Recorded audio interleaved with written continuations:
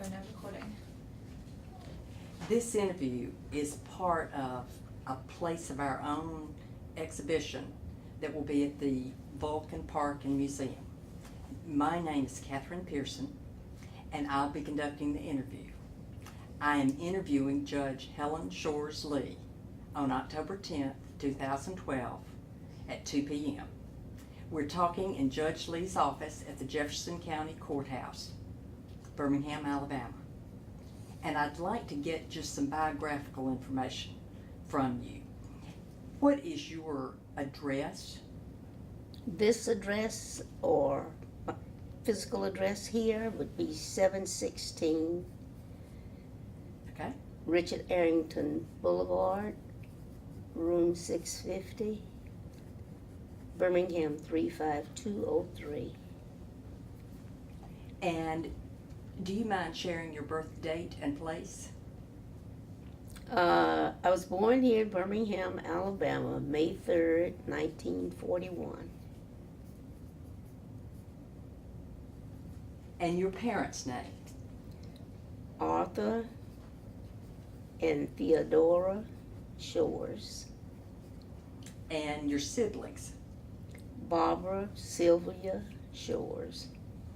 And tell me about your education. Where were you educated, starting in Birmingham, earliest education? Okay, I attended my primary schooling was at a private religious school, Pilgrim Lutheran School, where I attended from kindergarten to the 7th grade. In the 7th grade, my teacher thought I was ready for high school, so I skipped the 8th grade and went directly to Parker High School. All 9th graders at that time attended Parker Annex, which was not part of the big main building of Parker High School, but they were a series of little, I'll call them shacks, on the playground of where Lincoln Elementary School is now located. And so once you left the annex, it was always a big deal to get promoted to move up to the big school, Parker High School. After I finished Parker, I entered Fisk University in 1958, attended Fisk, That's Nashville. Nashville, Tennessee. My junior year at Fisk, I spent as an exchange student to Whittier College, Whittier, California. And after coming back to Fisk my senior year, I graduated. Well, I got married the following December. But I started UCLA graduate school for a graduate degree in psychology. But the classrooms were so huge, they were not really classrooms, they were like auditoriums with hundreds and hundreds of students, and I didn't like that. So I withdrew from UCLA, started having children, but went back to school later on and got my graduate degree in clinical psychology from Pepperdine University in Los Angeles. Then we lived in California for about 10 years and moved back to Birmingham, where I worked for the Department of Psychiatry at UAB for a number of years. And then I grew kind of tired of counseling, and as fate would have it, I went to law school, Cumberland, at the age of 44, and got my JD 3 years later, 1987. Haven't been back to school since. And I think you told me then your occupations were as clinical psychologist and professor and then judge. Right. And besides Birmingham, Nashville, and California, have you lived anywhere else? No. No. And what is your religious affiliation? Protestant. Well, I'd like to start talking. Just tell me, what was it like being a little girl growing up in Birmingham? We're gonna go way, way back.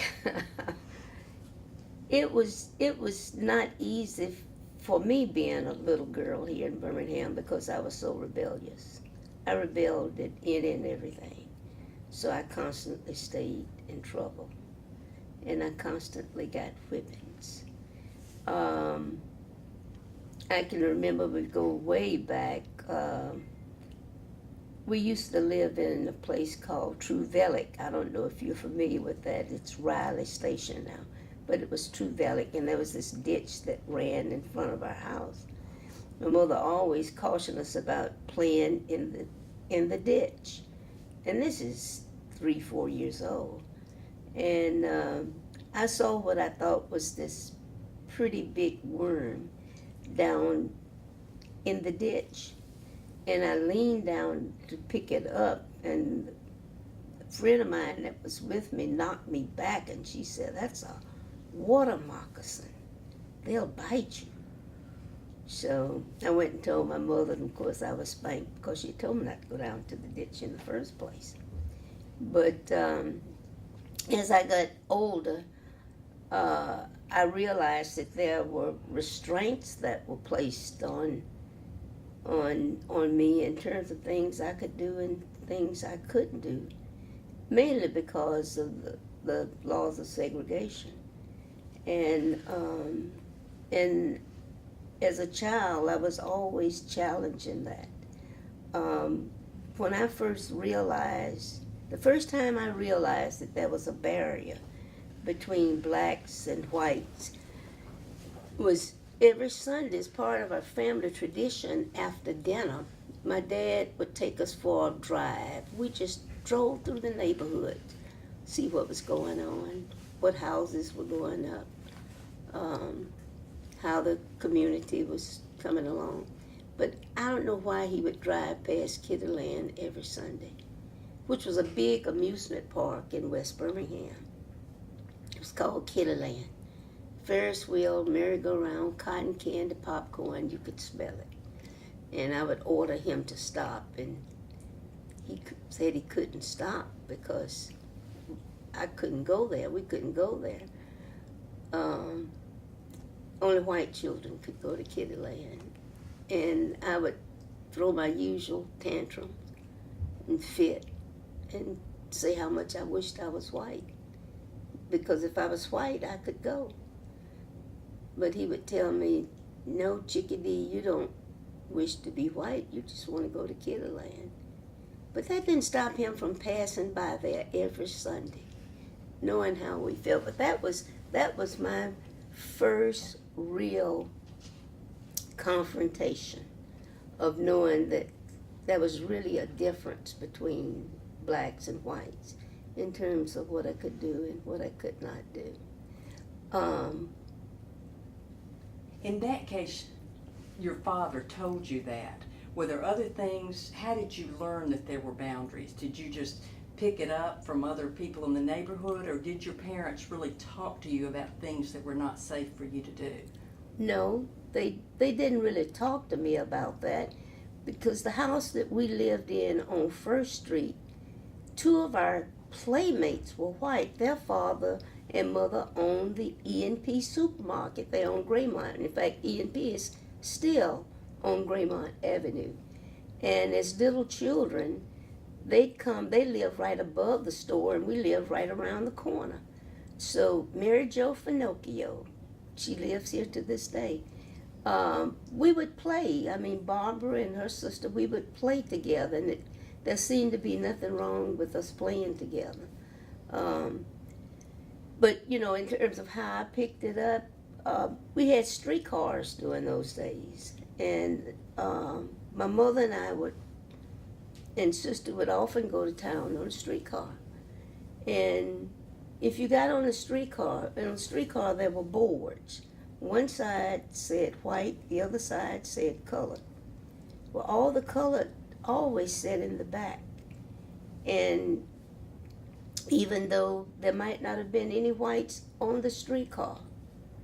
But there were seats, empty seats. The board was there. And I remember getting on, moving the board. I just moved it up one seat. I was about 8, sat down, and I beckoned for my mother to come sit down, and she didn't. She continued to stand up. And when I got home, I got a whipping. I remember challenging the board on the streetcar, the water fountain at Loveman's. That posed another challenge. It had over it white only. And around the corner was a fountain that was dirty and not very well kept that said colored only. I was determined that next time we went to town, I was going to drink out of that white only fountain. And I did. I went up there and I started drinking from the fountain. And this white man walked up and snatched me back and threw me on the floor and told me I knew better than to be drinking from that fountain. So my mother, who was very fearful, she just grabbed me up and we hurriedly left the store. But, I challenged the signs. And if my mother had sat down, nothing would have ever happened to her because she was so fair. She was light-skinned with brunette hair and hazel green eyes that she was often mistaken for white, and we were often mistaken for her maid's children.